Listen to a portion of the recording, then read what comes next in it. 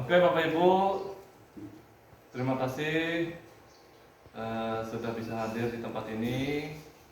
Selamat pagi kepada Bapak Ibu semua. Kita bisa lagi hadir di hari berikutnya ini, yaitu hari ini, di mana kita telah diberikan panjang kesehatan di musim yang begini, tetapi kita selalu bersyukur akan segala kebaikan dari Tuhan Yang Maha Esa.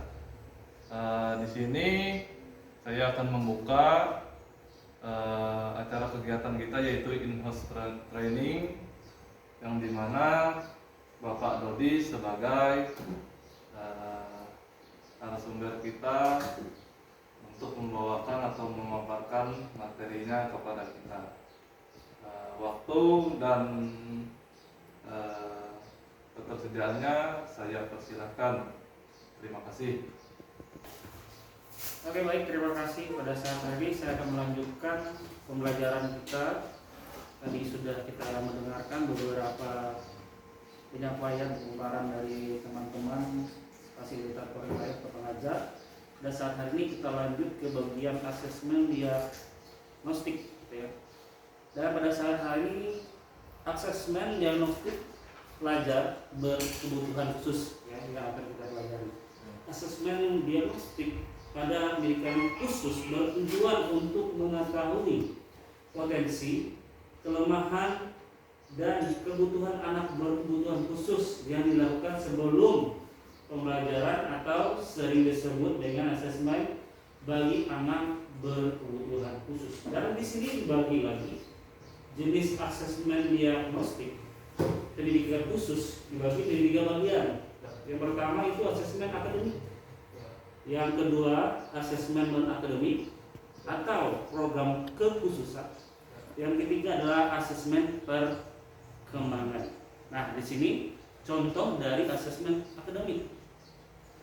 Itulah yang dilihat dibagi menjadi kemampuan di atas pasenya akan mendapatkan program pengayaan, kemampuan pada pasenya akan mengikuti pembelajaran sesuai dengan fase dan kelasnya, kemampuan di bawah pasenya mendapatkan layanan pendidikan sesuai dengan kebutuhan dan kemampuan. Ya, di sini ada contoh, bisa Bapak Ibu lihat di sini. Contohnya, peserta didik dapat mengurutkan bilangan asli sampai dengan 50 menggunakan benda konkret, membilang dan menuliskan lambang bilangan asli sampai dengan 50. Herman memiliki hambatan intelektual, kemampuan dalam mengurutkan bilangan baru sampai 5 dengan benda konkret. Herman akan mendapatkan materi mengurutkan bilangan sampai 10 menggunakan benda konkret. Dan di sini dia lanjut lagi dalam asesmen non akademik atau dalam kurung program kekhususan, ya, sesuatu proses untuk mengetahui kondisi, kemampuan dan kebutuhan peserta didik berkebutuhan khusus yang berkaitan dengan jenis hambatan yang disandangnya secara mendalam atau komprehensif dan akurat, ya. Jadi asesmen akademik ini adalah sesuatu proses untuk kita mengetahui kondisi atau kemampuan siswa yang akan kita ajar. Bisa dikatakan bahwa siswa memiliki hambatan, terutama hambatan dalam orientasi, mobilitas sosial, ya, dan komunikasi untuk peserta didik dengan hambatan penglihatan. Selanjutnya, pengembangan komunikasi, persepsi bunyi, dan irama untuk peserta didik dengan hambatan pendengaran. Ya. Dan selanjutnya, pengembangan diri untuk peserta didik dengan hambatan yaitu intelektualnya. Selanjutnya, pengembangan diri dan gerak untuk peserta didik dengan hambatan fisik dan motorik atau yang kita kenal sering yaitu tunadaksa, ya. Dan di sini selanjutnya pengembangan komunikasi, interaksi sosial dan perilaku untuk peserta didik autis. Saya percaya saya tidak perlu menjelaskan hambatan pendengaran itu apa. Kalau dalam istilah SLB, saya nggak tahu itu adalah hambatan dalam istilah tunarungu, ya, atau tidak memiliki pendengaran. Dan selanjutnya asesmen pengembangan yang ketiga. Tadi kita sudah akademik, yang kedua tadi sudah kita bahas tentang asesmen non akademik, yang ketiga asesmen pengembangan. Ya. Suatu proses untuk mengetahui kondisi perkembangan, ya, PDBK, yang terkait dengan kemampuan intelektual, fisik, motorik, emosi, perilaku, komunikasi, kondisi lingkungan. Yang kedua, bermanfaat dalam mempertimbangkan menggunakan metode, strategi maupun pemilihan alat bantu yang tepat, baik dalam penyusunan modul ajar akademik maupun dalam penyusunan ajar pada program kebutuhan khusus. Nah, ini langkah-langkahnya, ya. Asesmen pengembangan. Kalau kita mau menyusun, kalau kita mau menerapkannya di dalam proses sebelum kita mengajar, ya. Di sini ada penyusunannya.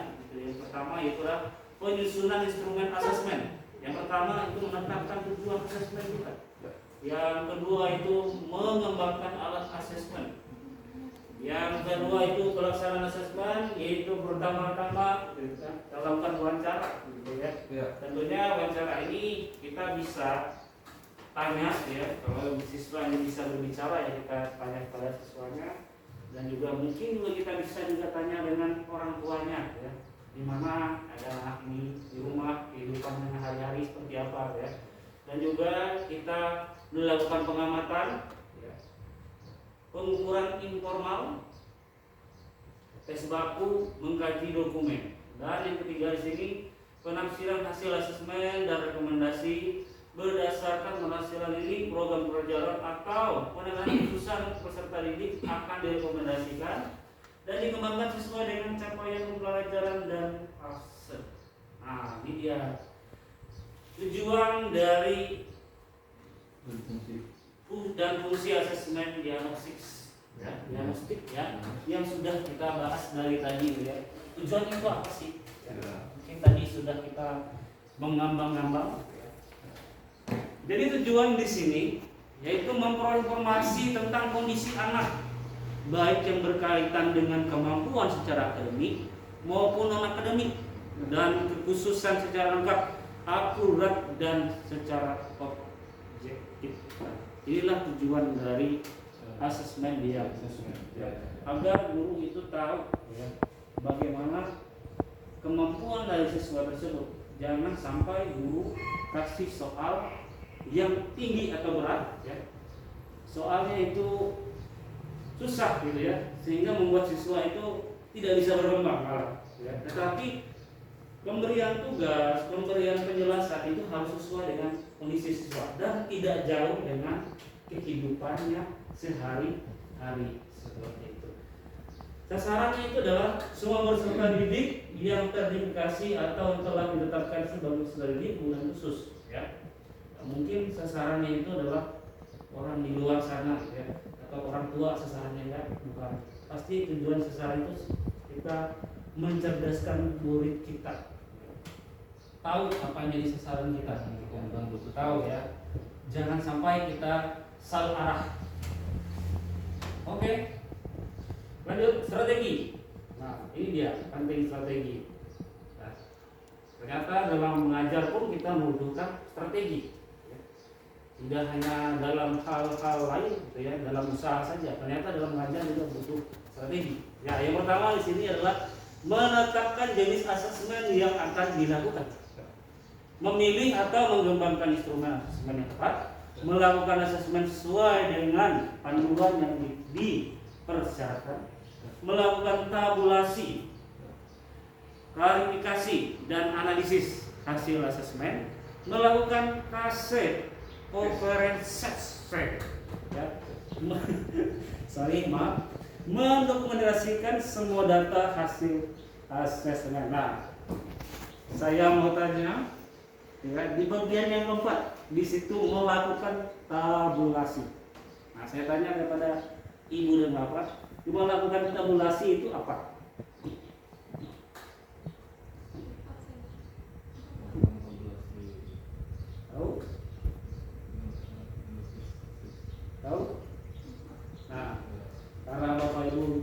tidak tahu, itu jadi PR buat Bapak Ibu nanti di rumah ya. Saya harap besok bisa dijawab. Oke, lanjut dari kita ya.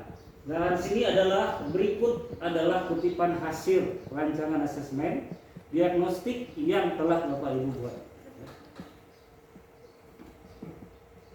Kutipan dari konsep kelompok 1, kutipan dari konsep kelompok 2, kutipan dari konsep kelompok 3.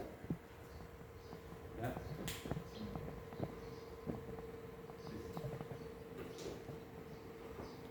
Oke, kita lanjut lagi ke materi yang selanjutnya. Saya percaya ini cukup panjang untuk kita bahas karena kita juga dibatasi oleh waktu. Kita lanjut ke asesmen normatif dan sumatif.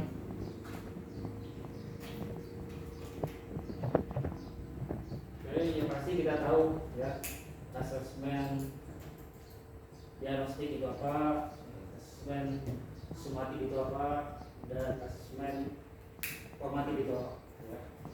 Yang penting nanti penerapannya kita bisa kembali lagi mempelajari ya. Oke, selanjutnya asesmen formatif dan sumatif ya. Jadi asesmen formatif dan sumatif ini dia berbentuk asesmen yang berbentuk umpan balik atau diskusi. Di sini ada bentuknya, ya. Jadi asesmen formatif ini lebih kepada proses dari pembelajaran, ya. Lebih kepada dalam proses kita pembelajaran, kita melihat kondisi siswa kita ketika dia belajar itu seperti apa. Singkatnya seperti itu gambarannya.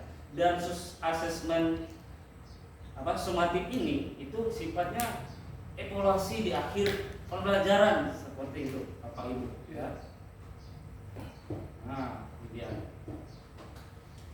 Jenis-jenis asesmen ya. Kalau asesmen formatif itu fungsinya itu diagnosis, refleksi pelajaran, pencapaian tujuan pembelajaran ya. Jadi seperti saya bilang tadi, dia lebih kepada proses pembelajarannya ya. Sementara sumatif itu ya, di bagian fungsi dari bagian yang bawah dia lebih kepada refleksi ya, pembelajaran semua ya, materi yang sudah diajar ya, lewat tadi penyampaian materi, lewat soal-soal, lewat hasil kerja siswa, itulah dia asesmen formatif. Dia bisa mulai dari kemampuan siswa yang diajar. Jadi seperti itulah gambarannya ya. Mungkin ini sangat singkat sekali untuk kita. Apa itu asesmen diagnostik, apa itu asesmen formatif, apa itu asesmen sumatif. Mungkin ada pertanyaan dari teman-teman yang mungkin bisa saya jawab ya. Saya akan jawab ya. Kalaupun saya tidak bisa jawab karena saya tampung, di pertemuan yang akan datang mungkin bisa saya jelaskan lagi ya, kepada teman-teman. Ya, saya silakan teman-teman untuk bertanya. Oke, terima kasih. Ya, terima kasih Bapak Dodi atas pemaparannya. Mungkin kalau ada dari Bapak Ibu yang ingin bertanya, waktu dan subjeknya saya silakan. Terima kasih.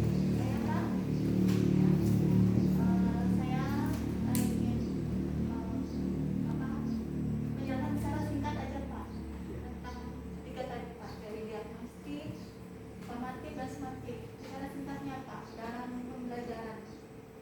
Baik, terima kasih untuk Bu Dewi. Mungkin tadi saya paparkan sangat begitu panjang gitu ya.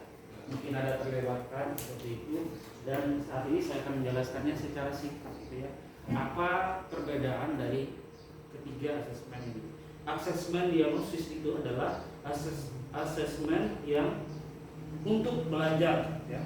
Asesmen untuk belajar yang dilakukan oleh guru pada awal pembelajaran dengan tujuan untuk mengatur strategi setelah yang mempelajari potensi dan proses perkembangan belajar sesuai dengan kebutuhan daripada muridnya. Artinya apa? Asesmen yang dilakukan di awal pembelajaran gitu ya, awal pembelajaran. Ketika guru sudah tahu keadaan siswa ini gitu ya, Guru itu mempersiapkan apa yang nanti akan dia ajar awal dari pembelajaran seperti itu. Sementara asesmen formatif itu adalah asesmen yang merupakan berorientasi pada saat proses pembelajaran yang sedang berlangsung, ya. Pembelajaran berlangsung, di mana ketika proses pembelajaran guru pun tetap melakukan asesmen. Dia tetap melihat keadaan siswanya, apakah pembelajarannya ini sesuai nggak dengan dia, apakah ini diterima dengan baik atau tidak, gitu ya.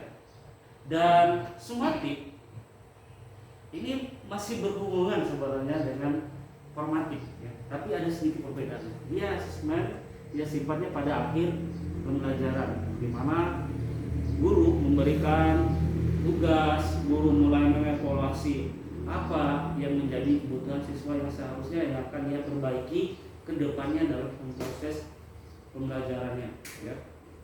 Jadi asesmen sumatif itu adalah bertujuan untuk menentukan tingkat capaian hasil belajar daripada siswa, lebih kepada hasilnya, gitu ya, hasil belajar daripada siswa. Jadi Bapak Ibu Saudaraku dalam Tuhan, ya, atau di dalam pembelajaran, gitu ya, ini sangat berhubungan sekali sebenarnya, dan bisa kita terapkan ketiga-tiganya, ya, langsung, ya, di dalam proses kita mengajar, tidak bisa dipisahkan. Mungkin itu saja yang paparan saya sampaikan untuk Bapak Ibu sekalian. Kiranya apa yang saya jelaskan itu bisa dimengerti dengan baik. Terima kasih. Selamat